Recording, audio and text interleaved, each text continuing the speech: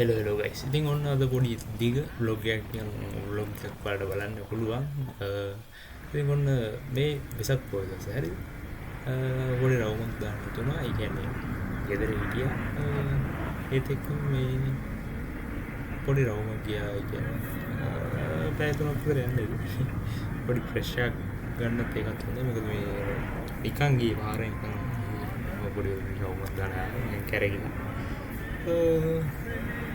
එහෙම ගිහිල්ලා මේ මොකද ඒ අනතුරුවර බලන්න සහජීවන මේකට කියන්නේ සහජීවනේ තමයි බලන්න. එහෙම ඉක්නේ කාඩු දෝ කරගෙන ලස්සන ගමනක් යනවා නම් කොච්චර දෙයක්ද නේ. හරි මේ දින්නේ තවත් view point එකක් ලස්සන view point ටිකක් මම ওই තැනින් තැන තමයි කැප්චර් කරේ. කතාවක් ගොඩනගා ගන්න බෑ. ඉතින් මෙහෙම ගියා මෙහෙමයි කියලා. කොහොම හරි වීඩියෝ ක්ලිප් ටිකක් එකතු කරලා මේ කතාවන් එකතු කරලා කියන්න. කොහොම හරි ඔන්න එදා තීරණය කරා පොඩි රවුමක් ගිහින් නිකන් ඉන්නේ කියලා පොඩ්ඩක් ගිහින් ආව පොඩ්ඩක් දන්සල් එහෙම තියෙනවා දන්සල් යන කොට හම්බ වෙන්නේ පොඩ්ඩක් ඔය අඳුරන කෙනෙක් සෙට් වුණා කියන්නේ එක දන්සලක ඒකින් ඒ දන්සලින් මං ගියා ඊට පස්සේ තවත් දන්සලක් තිබ්බා එතන අඳුරන කෙනෙක් හිටියා එතෙන් ගියා එතනින් පස්සේ මම ආයෙ දන්සල් වලට ගියේ නැතිම තරම් ගියේම නැහැ. හරි ඊට පස්සේ එක ඔන්න ඔය ගිහින් ආව රවුම මොකද එදා අපේ අම්මා සිල් ගන්න ගියා එදා. ඉතින් වෙසක් පොය දවසේ ඉතින් හින්දා ගෙදරත් ඒ කියන්නේ ඒ තනියම යන්න බෑ. ඊට පස්සේ කොහොම හරි හවස් වෙලා අපි ඔක්කොම තීරණය කරා කොහරි ගිහින් යන් කියලා. ඊට පස්සේ අපි ගියා තැන් දෙකකට වෙසක් පොය දවසේ ඉතින් ඉස්සල්ලාම අපි මෙහෙමයි මේක මේ කියන්නේ පිළිවෙලට කියන්න බෑනේ. ඉතින් මොකද මම පිළිවෙලට වීඩියෝ ගෲප්ස් ගත්තේ නැහැ අතරින් පතර දැනින් දැනගෙන ගත්තා. ඉතින් ඒකත් එක්ක මේ ඉස්සරෝම මේ අපි ඉතින් පන්සල් දෙකකට තමයි ගියේ. ඒක පන්සලක ගියා ශීපාදස්ථානයක් හදලා තිබ්බා පොඩි එකක්. ඔය කියන්නේ ඒක හෙන්න ඇඩ්වෙන්චරස්. ඒක මේ රෑ තමයි ඉතින් සෙට් උනේ යන්න. ඉතින් මරු කියන්නේ එතනදී කට්ටිය නම් කිව්ව හැබැයි උදේ එක දවල් කාවනම් ලස්සන view points view එකක් බලා ගන්න තිබ්බා පල්ලෙහා පේන විදිහ අනම්මනම් කියලා. කොහොම හරි ඉතින් අපි හවස තමයි වැඩේට සෙට් උනේ. අපිට ෆ්‍රී කරගෙන අපි ගියේ. එහෙම මේ හවස් වෙලාව ගමන් යන එක මට ඒ කියන්නේ මං ඒක සාපේක්ෂයි. හරි මේක මට තේරෙන විදිහ එන ලේසි සහ පහසුයි වැඩේ. පොඩි අර මේ පොඩි ඉක්මනක් වගේ තියෙනවා වගේ එකක් තේරෙනවා. ඒ වයිබ් එකත් එක්ක මරු ඒ ගමන් යනකොට ඒක මට අනුව සාපේක්ෂයි.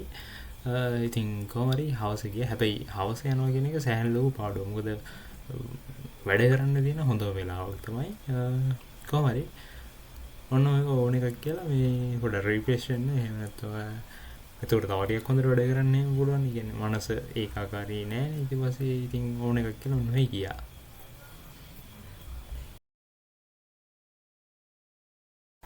එහෙම කිව්වටම ඉතින් ටිකක් කෙලවෙනවා. ඒත් ඉතින් කමක් නෑ කියලා ඔන්න ඔය ගියා. ඉතින් ඕන එකක් කියලා මාර අවසරක් තිබ්බ. හැබැයි ඒ විදිහට ඒ කියන්නේ හවස් වුණාට ප්‍රශ්නේ දැනෙන වෙලාවක ඒත් එක්ක හවස වැස්සා. ඉතින් පොඩ්ඩක් නේ හොරි පොඩි වැස්සකුත් ගියා. ඒක ඒ අර රස්නේ තිබ්බ හින්දා නැති කොහොමද චූටි පිනිපදක් වගේ ගියා.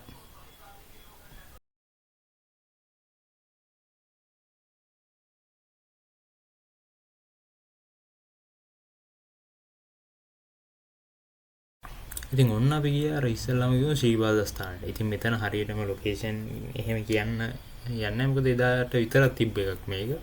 යන තැනම මේ වගේ මේ කියන්නේ පාර තිබැත්ත මේක ගමක පන්සලක්. යන තැනම මේ වගේ මේ යන තැන ඉඳන්ම වෙසක් කූඩු තිබ්බා. ඉතින් එක පාට වෙසක් කූඩු මේ අපි යන්නේ පාරෙන්. තාම අපි අදාළ ඒ කියන්නේ ශ්‍රීපාදස්ථානට යන්න තියෙන එන්ට්‍රන්ස් එක ගාවට ගියේ නෑ. එන්ට්‍රන්ස් එක ගාව පේන්නෙත් නෑ. මේ හරිය තමයි එන්ට්‍රන්ස් එක. ඊට පස්සේ ඇතුළු වුණාම ඉස්සරහම තියෙනවා පොඩි චෛත්‍යයක් හදලා. ඒ කියන්නේ උණු බට වලින්. ඊට පස්සේ පොඩ්ඩක් නැගගෙන ගියාට පස්සේ මේ වගේ පොඩි වතුර කොකුණක් තියෙනවා. ඉතින් උඩරම ගිහිල්ලා අපිට මෙන්න මේ විදිහට වන්දනා කරගන්න පුළුවන්කම තියෙනවා. නෙළුම් මලක් එහෙම පූජා කරලා වන්දනා කරගන්න පුළුවන්කම තියෙනවා. ඊට පස්සේ අපි එතනින් එනවා. මේ ගමන නම් මාර ඇඩ්වෙන්චරස්. ඒ කියන්නේ කන්දක් තියෙන්නේ, කඳු තියෙනවා, ගල් තියෙනවා, මුල් තියෙනවා. පේනවනේ ඔයාලට සමහර තැන්වල. ඉතින් පේන්නේ හරියට මේ කැමරාවට අල්ලන්න බෑ. මොකද මේ කරුවලයි. කොහොමරි එතනින් අපි පිටත් වෙනවා.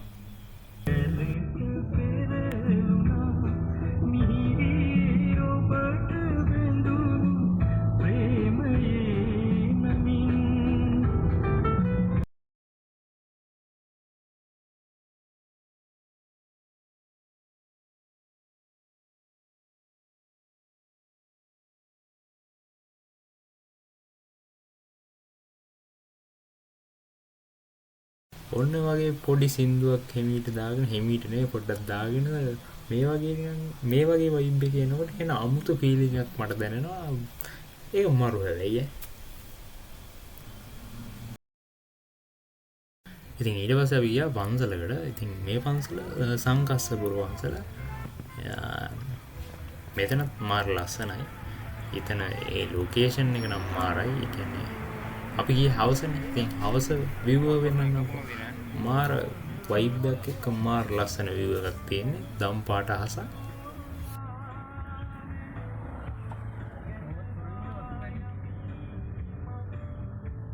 සෙනග නම් හැබැයි උදුරන්න. මේ පොයි දවසේ නෙවෙයි. පොයි දවසට පස්සේ දවස. මොකද පොයි දවසේ කිව්වොත් මීට වඩා සෙනග හැබැයි ඊට පස්සේ දවසත් මේ වගේ තමයි. ඒ වගේම දන්නෙත් නැහැ.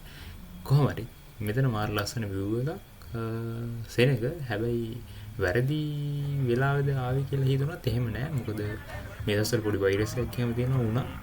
මම එහෙම හිතුවා. හැබැයි කේස් එකක් නෑ. ඒ නැති වෙයි කියලා හිතලා ඕන එකක් කියලා හෙක් ගියා. කොහමද ඉතින් සෙනග හිටිය සෑහෙන. මේ පාර හොඳයි. මේ පාර ටිකක් හදවුණා.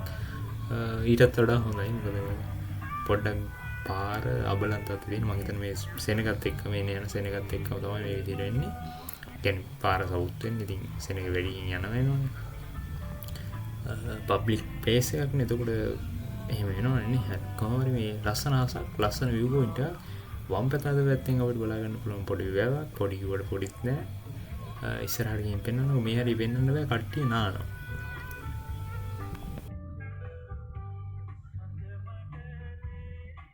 අනිත් එක තමයි බොහොම ඉවසීමෙන් යන්න ඕන පාර. මොකද මේ අපේ කට්ටිය අරහින් මෙහෙන් දානවා. ඒ කියන්නේ ඉස්සර වෙලා යන්නේ කියලා හිතලා ඒක එහෙම බෑ කියලා තේරුම් ගන්නෙම නෑ.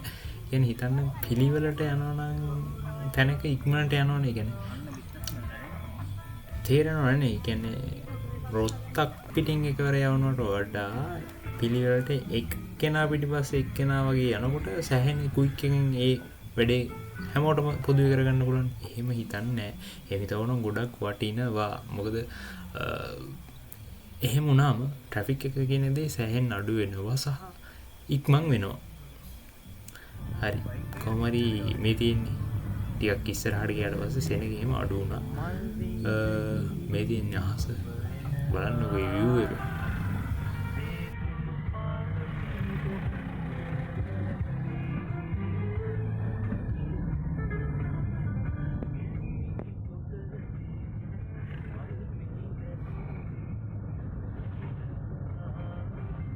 ඇහෙනවද ඔයාලට? ඒ වගේ පොඩි වට නිකන් හීනියට සින්දුවක් අහන ගමන් මේ වගේ ප්ලේස් එකක ඒ වගේ තැනක යනකොට ඒ දැනෙන වයිබ් එක මාරයි. ඒ වයිබ් එකට මං එන්නේ කැමතියි.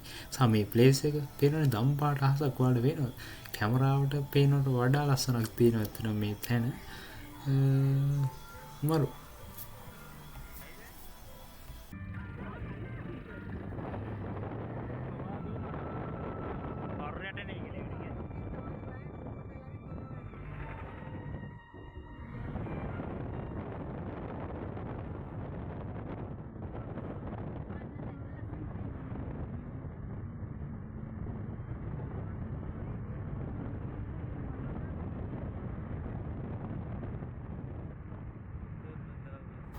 අන්න අර කන්දේ මෙන්න මේ zoom කරලා පෙන්නන තැන තමයි ඔන්න ඔය පන්සල තියෙන්නේ. අපි යන පන්සල. ඉතින් අන්න එතෙන්න තමයි ඔන්න ඔය අපි යන්න හදන්නේ. මෙන්න මේ පාරේ අවසාන වෙද්දිම තියෙන්නේ එන්නේ පන්සල.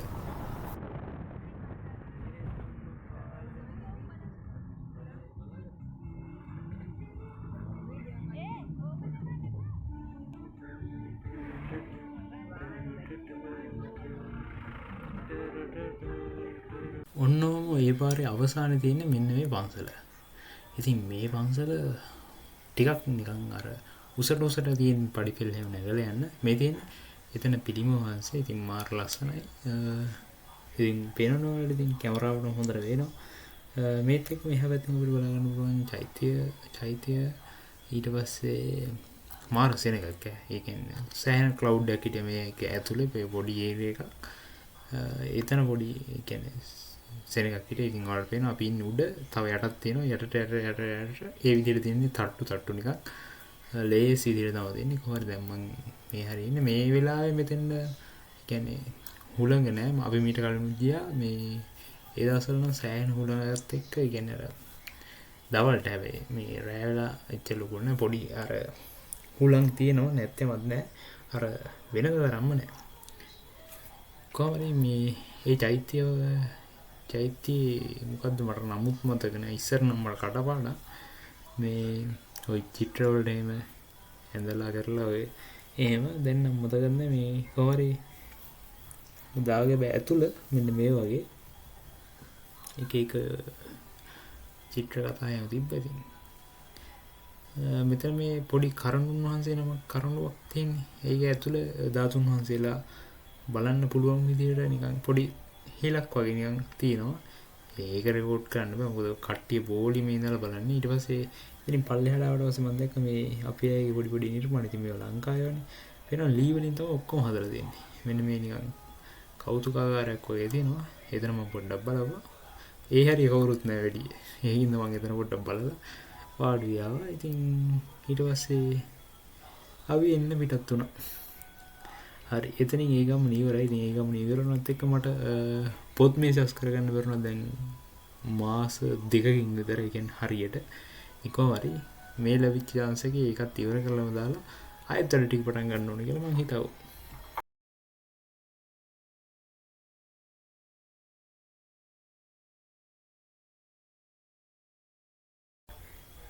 කොහොමරි ඒ වැඩේත් මම පටන් ගත්තා.